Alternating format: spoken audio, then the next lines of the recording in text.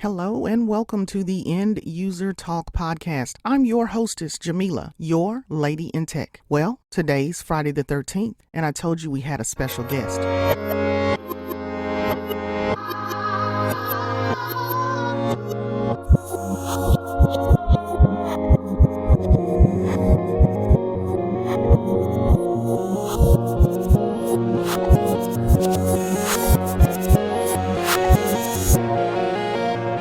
Storymodebae, I want to first say welcome to the End User Talk podcast. Thank you so much for having me. I am so excited to speak with you. Thank you. You are welcome. Thank you so much for participating. So ultimately, I kind of have to admit, when I first saw you, I was like, when did Carrie Hilson stop singing? Oh my God. And start gaming? When did that happen? I get that at least once every stream. At least one. At least. Well, you know what? It's not about, I'm going to take the compliment because she's gorgeous. I'm going to take it. You know what? Exactly. So, yes. And so that's your doppelganger. I like to say I'm her tethered sometimes, but That's what I'm saying. That's what I'm saying. Well, I would like to definitely say congratulations on becoming a Twitch ambassador. Thank you. I'm new to the Twitch community and that environment as a whole. So what exactly is a Twitch ambassador? Basically, a Twitch ambassador is someone that positively represents Twitch, whether it be in gaming or arts and sports or whatever your lane or whatever your craft is, so to speak. Someone that positively represents Twitch, shows a positive community, good chat interaction, all that good stuff. So, I don't know how they found me, but they found me and I am grateful for it. So thank you, Twitch. Right. Is it just a title or does it come with any power? I don't know about power per se. Right now, they have some plans in the works that I don't know if I can really talk about because I don't have all the information myself. But as soon as I get some information, I'm super open and transparent about what's going on. So as soon as I know something, y'all are going to know something. But as of right now, I am happy to hold the title or be one of the many streamers that holds the title. What does being a Twitch ambassador mean to you and for you? Well, for me, it really lets me know that I'm doing something right. Throughout my streaming journey, I've kind of been fighting this internal battle back and forth with myself. Like, is this like what I'm supposed to do? Because I kind of feel like, everything happens for a reason. And for a long time, I've just been like, is this what I'm supposed to do? Is this where I'm supposed to be in my life at this moment? And so them finding me and then making me an ambassador, mind you, I've only been streaming for 2 years. So I like to say I'm kind of still really new to the streaming game and especially to Twitch. So I'm just really honored that they found something in me and, saw the strides that I'm trying to make with my streams and, with my community and trying to keep it a safe space and positive energy and good vibes and all that good stuff. So I'm just super honored, honestly. Well, it sounds like a great title. Thank you. Now, Black History Month just ended. So I understand you were very busy. What was that about? Yes, I was. What was that about? Oh, at the beginning of Black History Month, where do I even begin? Okay, so usually Twitch does these spotlights for specific months, Black History being one of them, where they find, we have 28 days in February, where they find 28 different Black streamers on the Twitch platform, and they'll highlight them for one day, giving them a front page of Twitch, which is it's a huge deal, and it's super exciting. So I was able to be on the front page of Twitch for one of the Black History Month days. They actually reached out to me and asked me to kind of record a video segment, discussing what Black History Month means to me. So that was super amazing. And then they also reached out to me with a new idea they had called This Is Dope podcast. And the podcast we did 3 times during Black History Month, and it basically shined a spotlight on not only Black streamers on Twitch, but also some really awesome games that either feature a Black lead character or, have been created by developers of color. So that was super awesome to be a part of. I was definitely busy during February, but you know what? I'm just grateful. I feel like I often sound like a broken record because I'm like, oh my God, like this is amazing and I'm grateful. And, I definitely see the opportunities being presented to me. And I just, I want to make y'all proud. So I was definitely busy. But again, I'm super honored. So whatever you are doing, clearly it's working and I it's in hope the right so. direction. It's Thank in the you. right I hope direction. so. Thank No you. problem. No problem. Gaming, I watch it vicariously through my daughters. So Mm-hmm. they've introduced me to a lot of the different gamers and live streamers. So Mm-hmm. I'm always happy to see more Black representation. You Me definitely too. mentioned, yeah, I mean, you made a good point just a few moments ago within Black History Month, introducing or bringing attention to some of the game developers that are also Black. Mm-hmm. What was that like?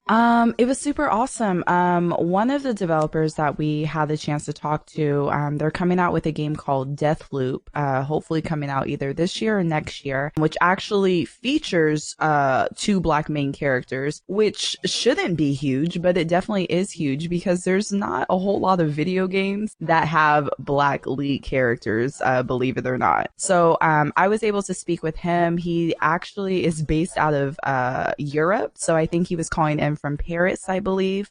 So just hearing his experiences about being a Black developer and, even talking to him about some of the things he would fight for on his games, such as like, I need this character to have their natural hair texture. I need them to show the curliness and the coiliness in their hair, things that are really important to him being Black himself, and just having someone standing up for us and being like, hey, Black people don't always naturally have straight hair. Like, you need to embrace us the way that we are born. So to take that vision and put it in the video game, like I loved being able to speak to him. That was huge for me. You know what? That is another thing. I know my daughter, she plays a lot of the different games, and that was one of her biggest concerns, or I guess if you have an argument, was she played Red Dead Redemption, and she was so upset with how they made the Black, Oh, me mainly the too. female characters. And she's like, we don't look like that, and there's nothing here. They make you not want to play with the character. So that was one of her frustrations as well. I would love to see more gamers, designers, content creators in that particular area, visual design. I know we do this, and it's just really frustrating not being able to see that and see that representation of ourselves. We come in so many different shades, colors, sizes, and Absolutely. it's frustrating not to be able to see our melanin represented properly. No, it definitely is. Definitely. And so I'm glad that you were able to do that this Black History Month. Asking about This Is Dope was one of my questions, and you kind of got to that early. So that's great. On the This Is Dope podcast, is that where your vision is headed? You know what? I don't know. That was actually my first time doing something like that.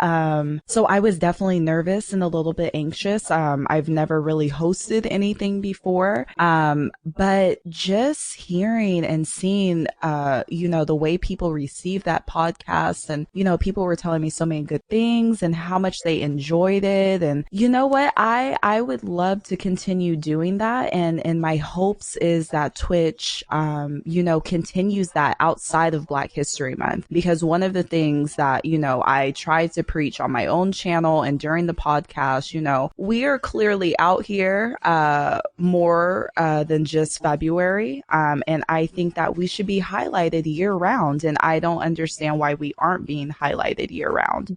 So I definitely hope that they bring the podcast back.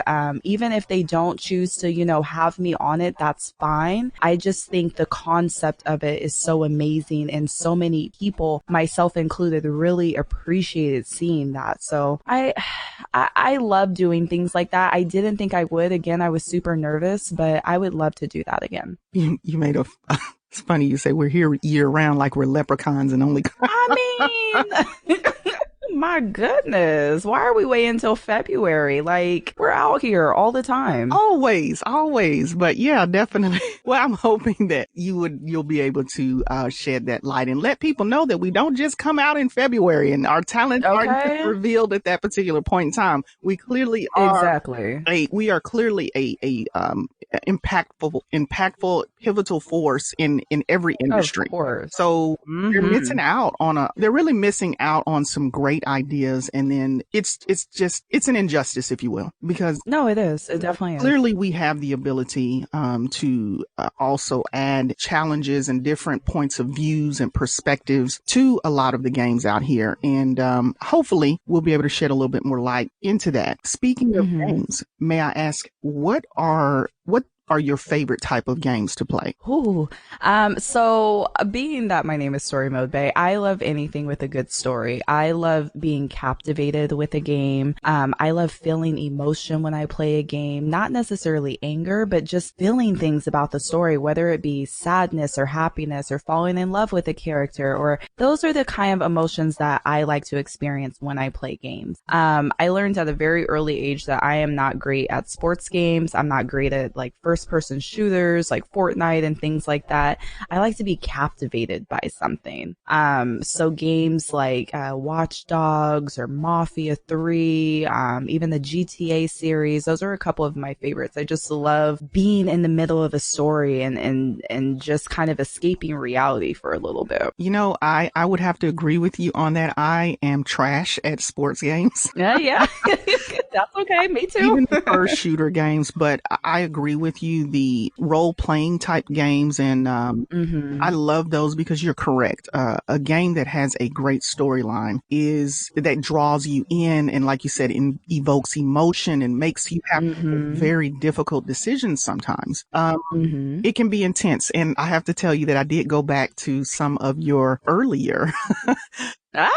YouTube videos, and I did watch you play a couple of those type games. For instance, I believe, if I'm not mistaken, you did play The Walking Dead. Am I correct? Yeah, I did. Yeah, that's a great one. In the Detroit Human Ooh, graphic. And that, Detroit Become Human. oh my gosh, and that Jesse, whoo, Ooh, he did that though. He did good. did He that. did so good. He Oh did my that. God. Those are just amazing games, and I love if you can just sit there and it's almost like watching a movie. It's that Yeah, yeah. intense. And to be able to get yourself thrown, it makes you feel involved in a part of a mission, or an ultimate goal. And again, yes, that is to me what makes the gaming experience enjoyable. So that's cool. Okay. So speaking of games, we know what type of games you like to play. Do you have a favorite console? Oh, for sure, PlayStation. For sure. I try not to get wrapped up in the console war because Right. that goes like back and forth in the gaming community and everyone's fighting for their favorite. But I have been on the PlayStation since 1996 and I still have not let go. I'm a PlayStation kid and I'm a PlayStation adult now. For sure. Right. PlayStation all day. Okay, it's PlayStation. Okay, then. So I understand that a lot of people, like you said, there is a war between, Xbox, the graphics, versus the PS4 graphics, and the type of console that is best for a specific game type. What do you think about PC? You know what? I am learning to love PC. I built, my husband, helped me build, the computer that I stream on now. And that was about a year ago. And I've learned once you actually get a computer that can handle like these heavy duty games, it's like, oh, this isn't bad at all. Now mind you, growing up, I definitely played computer games. I'm a huge fan of, like the Sims series. I played a lot of SimCity as a kid, Roller Coaster Tycoon, those building type of games. Again, games that you could kind of get lost in. Right. But other than that, I didn't play a whole lot of computer games. I was just kind of either stuck on my PlayStation or, my Game Boy at the time. But now that I have a computer that can kind of handle some things, I'm like, oh, okay, I see it with the PC. I'm not mad about it. I hear you. I hear there's just a little bit more versatility within the PCs, and just the experience. The entire gaming experience is different. So that's why some people people, and then like you stated, some of these games require so much, the graphic interface, the sound. So sometimes I see why someone would navigate towards PC gaming versus Xbox or PS4 consoles, and clearly there are others. Right. But okay, so what gave you the confidence to start live streaming? I think mainly when I first started looking, before I was on Twitch, I was, like you were saying, on YouTube for a very, very, very brief stint. So before I started streaming, you know, I would kind of look at other people's streams first on YouTube and then on Twitch. And when I would watch people play these games, I would be like, well, I like playing video games and I like to talk a lot. Like maybe I could do this too. Right. So when I first started, you know, putting out content on YouTube, I didn't have a camera. I don't know why, but I was very against being seen. I didn't want anyone to judge my quality of work based on what I looked like. So when I first started, I was like, no, I'm not using a camera. You're just going to have to hear my voice and we're going to make it work. And then over time, I was like, okay, well, let me maybe include a camera and see how that goes. And I think it kind of helped because, as a lot of people tell me, I have very interesting facial expressions, and how I'm feeling in a game, it will definitely read on my face. And I guess that kind of helps. It kind of ended up helping out. People for whatever reason love to see me play scary games and love to see the panic on my face, even though I hate it. But yeah, I really thought, you know, watching those other videos, that I think I can do this too. And it turns out I love doing this, and I love interacting with people and meeting new people on these platforms. And yeah, I'm glad it's working out well so far. Well, clearly you definitely have a face for the camera. So Thank you. Thank you. and I have seen the memes of your Oh my God. Oh my God. They will not let me live. Oh my God. that was hilarious, I have to say. They will not let me live. No, that you know what they want. People will not let you live things down, and you just can't get a break, can you? So At all. What did it say? And I'm like, all right, I guess I'm gonna embrace it. What is I that saying? guess. It's always your own family. Always be your own people Yeah. all the time. How do you set your mood for a live stream? Well, I actually just started meditating a couple months ago, but I do meditate. If not in the morning, I'll do it before I go to bed. But my setup, before I start streaming, or actually as soon as I start my stream, I'm not supposed to have music, but I'll have about 10 minutes of music playing on the stream. So when people are coming in, they hear my music playlist, and that also kind of gets me pumped up too, because, you know, music makes us feel good. So I'll be listening to music as people are coming in, and I'm like, okay, you know, I'm starting to feel the energy. I feel it. And then also seeing people coming in too, and then wanting to chat. You know, I could be starting the stream and kind of feeling like, I'm kind of having an off day. I don't know. But, you know, every time, like, the community cheers me up, and, you know, we'll talk about topics, you know, everything under the sun, from food takes to what you did today, just everything. So really, the music for sure, having a positive community, it always, you know, gets my attitude right, so to speak. And you made a good point. Outside of having yourself mentally prepared, whatever routine you use for that purpose, that's another big focal point, is how do you keep an audience engaged? That, as I stated, just me being new and trying to find different gamers and different personalities that I'm drawn to. So how do you manage that? Well, like you were saying, there's so many different people out there, and there's so many different lanes out there. And it's kind of hard with streaming too, because I feel like oftentimes what works for someone doesn't necessarily work for someone else.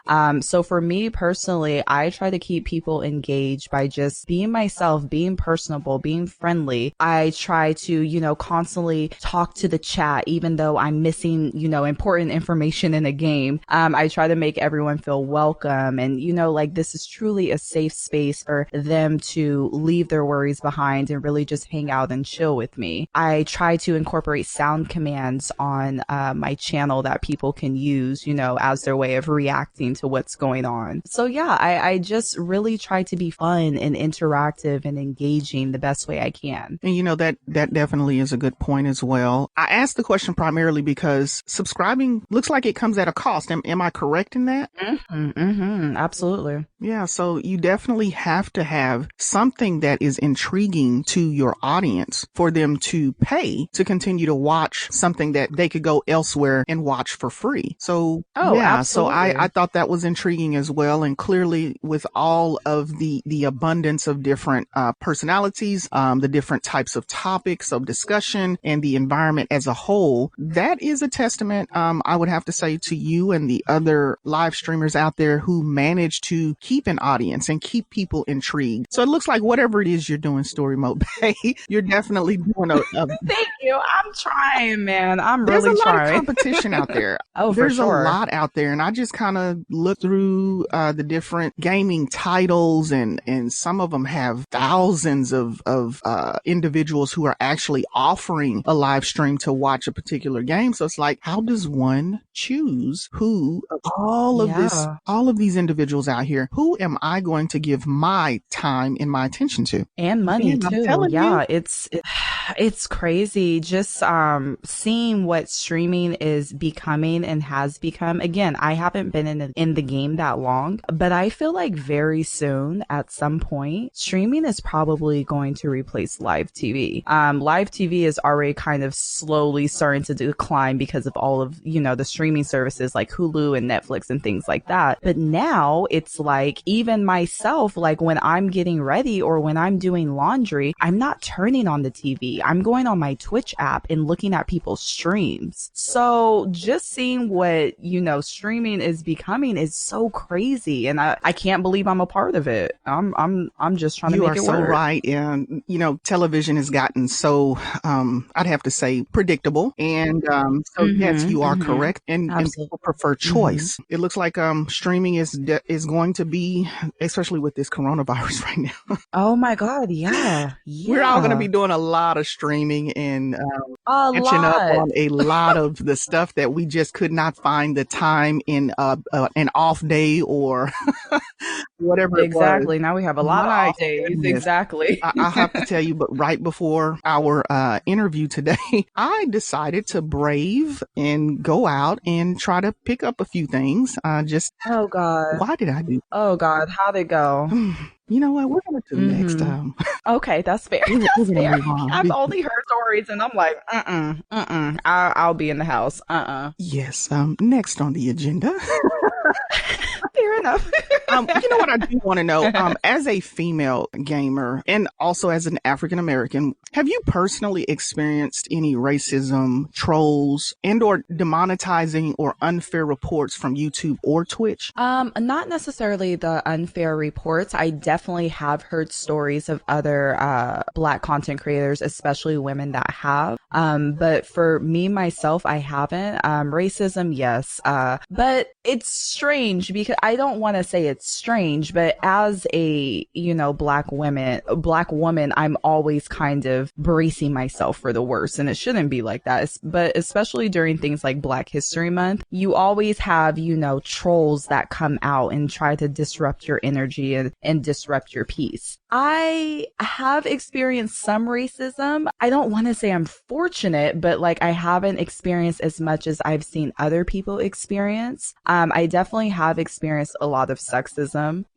People coming into the channel like, "Oh my God, are you single? Do you have a husband? Let me see your boobs." Just like random stuff. It's so weird. Yeah, it's just like, what? I'm trying to play video games. What are you talking about? Oh my gosh. Honestly, I feel it's more so when people come to the channel asking, women streamers these things, it's not so much seeing if they'll do it. I've learned it's more so trying to get a reaction out of people. So, when I tell people, because I encourage everyone like, if this is what you're passionate about, try it out, try streaming out. You never know what's going to happen. But I also tell people you kind of have to have a tough skin. Because again, you have these people coming into your space trying to get a reaction out of you. Unfortunately, you have some of these trolls that, target target women on these platforms, trying to make them upset, trying to make them cry, whatever the case may be. So when someone, comes to my channel, telling me all this crazy stuff, oh no, I'm going to let you have it. You're not going to talk to me any type of way. And I think maybe that that kind of takes them aback, like, oh, I didn't know she was going to snap on me like this. Because, when I stream, I try to have a super bubbly personality and I try to be friendly and I'm smiling a lot, but don't get it twisted. I'm still gonna handle you the way you need to be handled. So again, you have to have a really tough skin doing this, because unfortunately you have a lot of people coming in trying to disrupt your energy, trying to get a reaction out of you.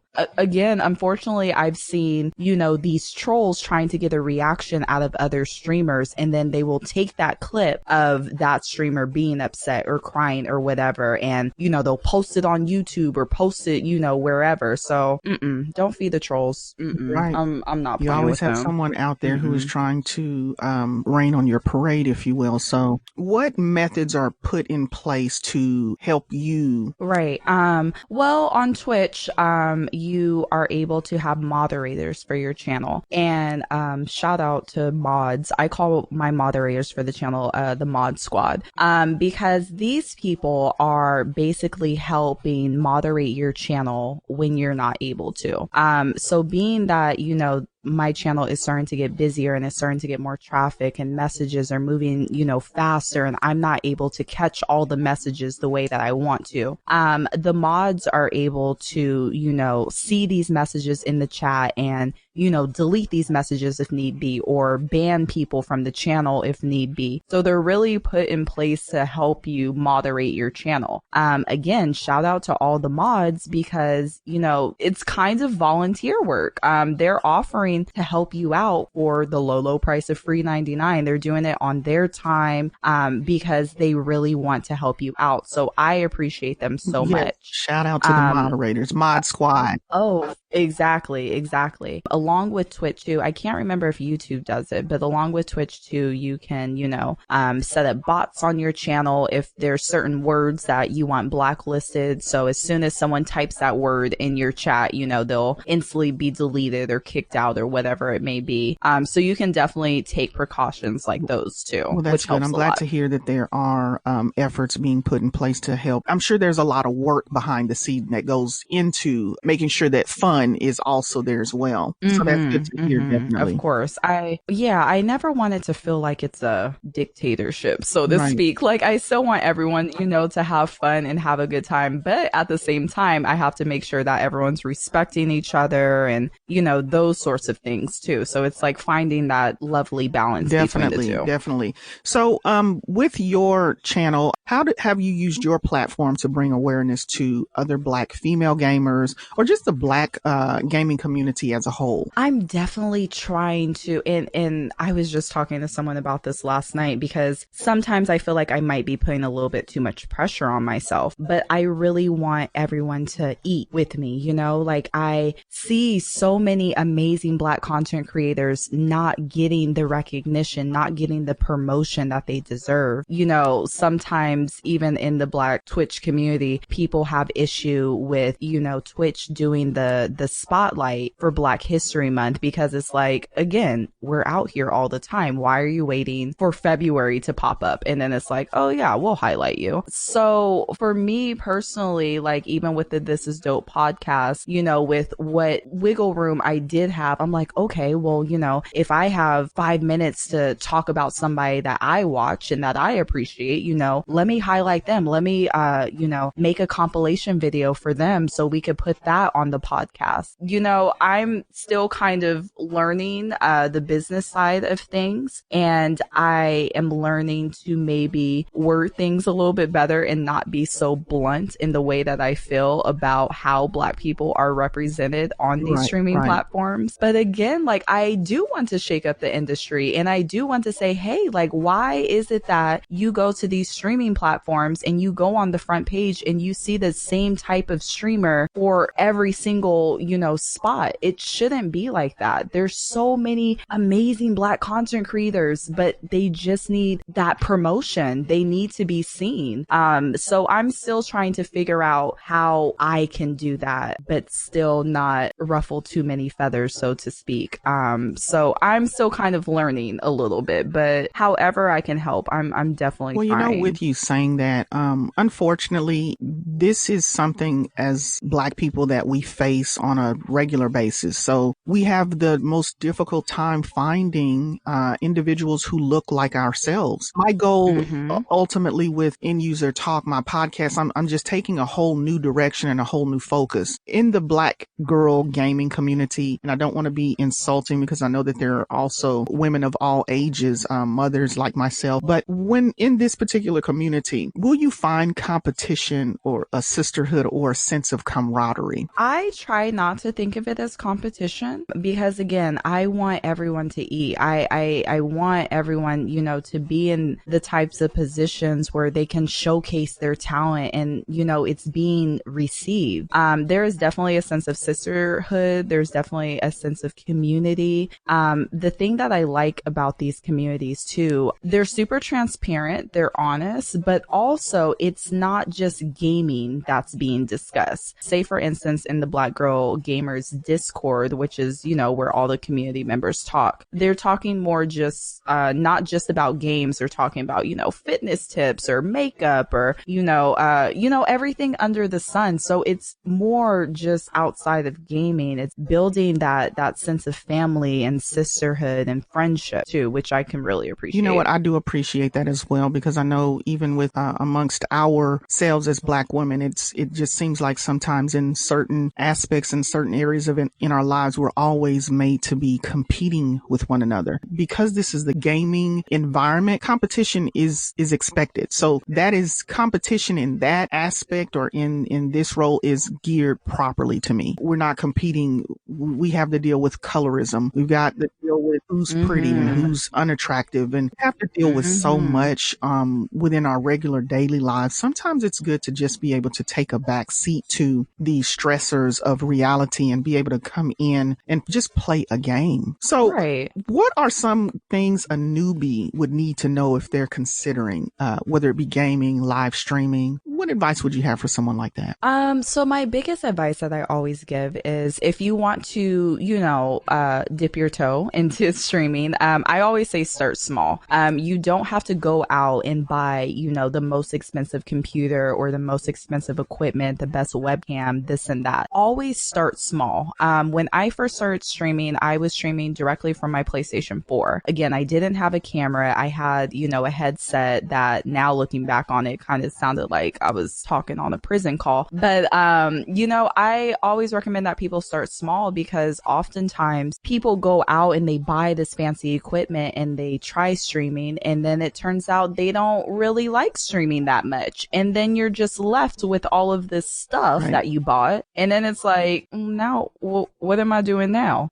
So I always say start small. If it turns out that you do like streaming, make upgrades slowly. There's really no rush to make like these instant upgrades. So yeah, I always say start small. Again, try to be your full authentic self. Now, like we were talking about with streaming, there's so many different audiences. Some people, like going onto a stream and someone has their own, character that they build or this special persona. But then the thing that you have to realize too is you have to keep that up. You started with this character. So if people are coming in for this character and then one day you decide, nah, that's not me, I don't want to do that anymore, then your audience is going to be like, for me personally, it's just easier for me to be myself because I can be myself every single day. But when you build on these characters, so to speak, it might be a little bit harder to be consistent. So be yourself. That's a good note. Well, my next inquiry, and I think you've kind of answered it. Now that you are somewhat experienced in this area of live streaming, if you were to go back, how would you advise yourself? Oh, that's a hard one. I would say, I think believing in myself a little bit more, honestly. Again, throughout streaming, I've kind of been going, not as much anymore, but, for a while I was going back and forth with myself. Like, is this like what I'm meant to do? Because me personally, I have a hard time. I see things happening and I see things coming in and I see people receiving me well, but then at the same time, I'm questioning it. I think one of the issues I was having with that, because at the time when I first started streaming, I was still trying to get my degree. And so I was like, well, I mean, I'm in college and I'm trying to get my degree, but streaming is starting to pick up too. And I think I kind of want to venture on that, but I already spent all this time in school. Right. So is this really like, what am I supposed to do? So I would definitely tell myself, just have a little bit more confidence in myself, believe and trust in the process a little bit more, and just don't question myself. Don't doubt yourself. If this is what you're meant to do, this is it. Everything else is going to pan out. Everything else is going to work out. Don't stress yourself too much. Is what I would say to myself, my previous self and my current self reminders. Too. Well, you know what? I can't argue with that advice at all. So is live streaming something that someone, if they're considering they're not good in school or they have no idea what degree they should work on if going to school, would this be something good for someone to focus on? Oh, absolutely. I mean, it was my side hustle for, a while. I actually just became a full-time streamer last month. So it was definitely my side hustle for a while. That being said, with streaming, just because it's almost situational and there's a blueprint, so to speak, about things that you maybe should do to captivate an audience. But again, what works for someone doesn't necessarily work for someone else. So I would say definitely give streaming a try, but don't necessarily put all your eggs in the streaming basket when you're first getting started. Great advice again. Thank you. I'm trying. Doing something around here. You are definitely speaking a word, a couple of words here. Thank you. I'm trying. How does Storymodebae wind down? I binge watch TV. So usually when I end my stream, it's like 9:00 my time. So, I'm able to spend time with my husband and our dog. We're able to eat dinner together. I'm also learning a lot of the times that I need to wind down, especially like on the weekends, because I don't stream during the weekend. I try to force myself to disconnect, because it's very easy to get wrapped up in like social media and constantly being on your phone. I don't like being on my phone that much, but I'm learning that as a full-time streamer, I'm constantly glued to my phone a little bit more, whether it's, putting out Instagram posts or Twitter posts or things like I don't like to do it, but I realize that's kind of what I have to do as a streamer. So for me personally, I try to, give myself at least 30 minutes away from my phone where I don't touch it. I try to spend time with my husband or our dog. I try to binge watch TV. I try to meditate, just really making sure my mental health is right, because I can't do any of this. I can't entertain. I can't, put on a front like I'm good if I'm really not. So I have to make sure like my mind is together before I try to actually stream and get other people's minds right. No, definitely. Sense. Work-life balance is always important. And again, even though you're primarily doing something that would be considered possibly a hobby or just for entertainment purposes, it comes with a level of stress as well. And like you said, you do have to learn how to balance the two. So no, I definitely understand that. Now you mentioned your husband a couple of times here. So is he also a gamer? He is not, which is so crazy. Wow. He is not. He definitely plays games, but like I take over. I take over.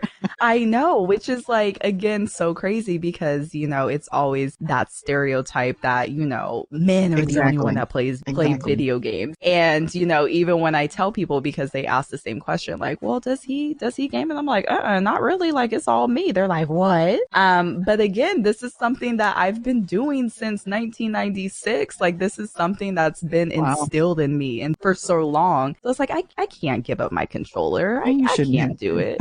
Right, exactly. Luckily, he is super supportive. He is super understanding. I think he realizes if he wasn't, this probably wouldn't work. But I appreciate him so much. But yeah, I am definitely the gamer of the household. Compromise. That's clearly what marriage is about. So I guess the audience won't be expecting a story mode bae and bae.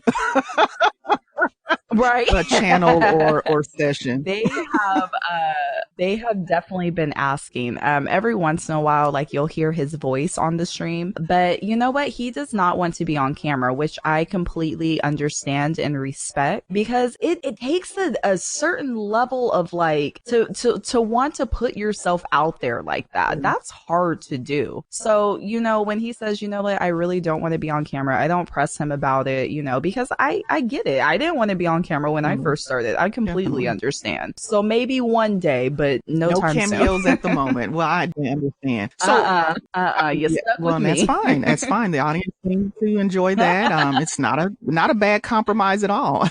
From this perspective, from the viewer's perspective, not a bad compromise at all. So no, definitely. So what's something people don't know about you?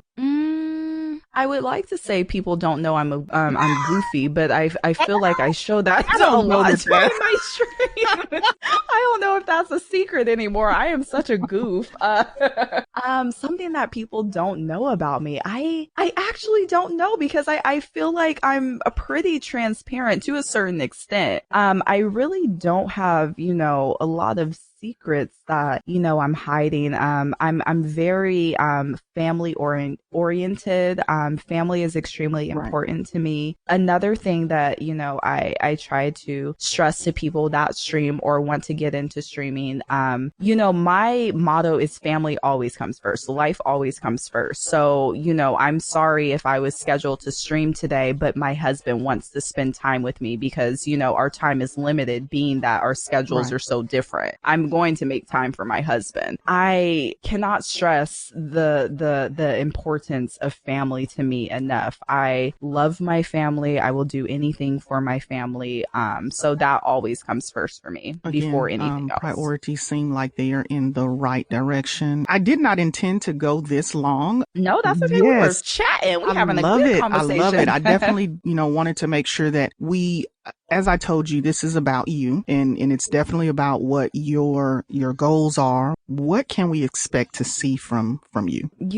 I often say I want to take over, but I really do. I want to take over. I want to shake up the gaming industry. Now that, my vision is a little bit clearer. At first, it was like, okay, this is cute. This is a hobby. But now that I'm realizing that, I'm able to make an impact and I want to inspire people and I want to shake up the gaming industry. I want to change. I don't want to see the same people on the front page all the time. Like I want to see us being highlighted more outside of, Black History Month. So I'm definitely trying to take the steps, as they're presented to me. So I'm just hoping by this time next year, I don't know.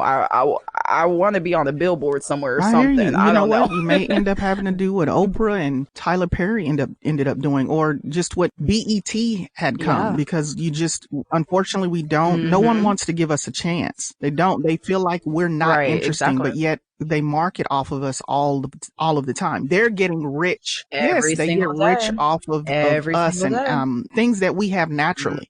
So you know, who knows? You have my support for everything it is you're trying to do and your ultimate goal here. I would love to see more Black gamers, both male and female, young and old. I'd love to see more of content created by us and us getting the representation, the acknowledgement, getting the stage and the platform to let people know who are coming up, or even people who tried it at one point and unfortunately did not get the support or have what they needed in order for them to be where you all have the ability to be now. So I want to commend you, Storymodebae, again for not being afraid and also encouraging those of us who are kind of shy about it, who don't have the voice yet.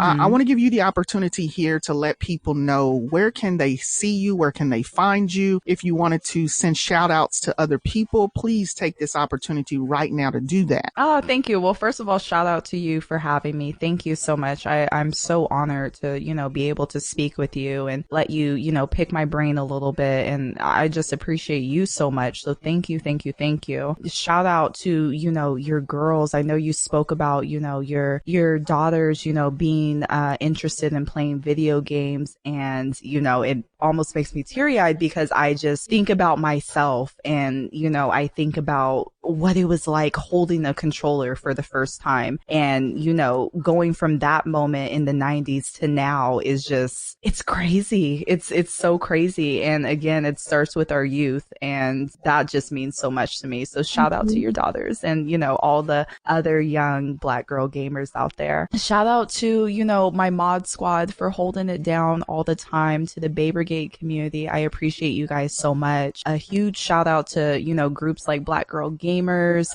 Brown Girl Gamer Code, the Cookout POC, just these groups that are, you know, taking Black content creators or creators of color and, you know, showing like, hey, like we can make a platform for ourselves and we can make a community for ourselves. And, you know, just I'm just so grateful to everyone that has supported me during this journey. And, you know, we can only see where it's going to go from here. The sky's the limit. You've made leaps and bounds, and I do hope, please don't be a stranger. I hope that this isn't the last time that we connect. Of course. So just so you are aware, be prepared to get yourself some honorary guest in User Talk Podcasts LadynTech swag. Thank you are so welcome. Again, I'm grateful to you for giving me this opportunity. It's been a pleasure. Thank you so much. Thank you.